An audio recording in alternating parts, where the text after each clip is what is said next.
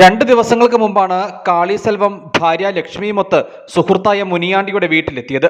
ജോലിയുണ്ടെന്ന് പറഞ്ഞ് കഴിഞ്ഞ ദിവസം കാളിസെൽവം മുനിയാണ്ടിയുടെ വീട്ടിൽ നിന്നും പോയിരുന്നു.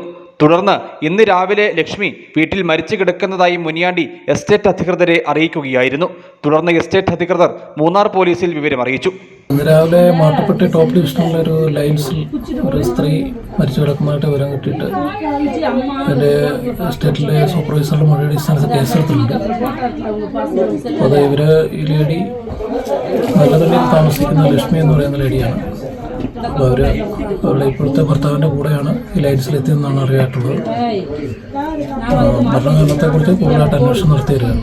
നല്ലതണ്ണി സ്വദേശിയായ ലക്ഷ്മിയും തമിഴ്നാട് സ്വദേശിയായ കാളിസെൽവവും ഏതാനും ദിവസങ്ങൾക്ക് മുമ്പ് വരെ മൂന്നാർ കോളനിയിലാണ് വാടകയ്ക്ക് താമസിച്ചിരുന്നത്.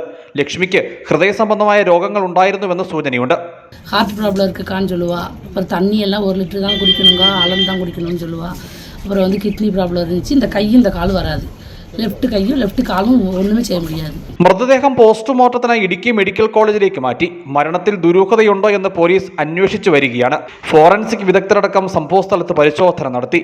കാളിസെൽവത്തിനെയും മുനിയാണ്ടിയെയും പോലീസ് കസ്റ്റഡിയിലെടുത്തു. News bureau, Adimali.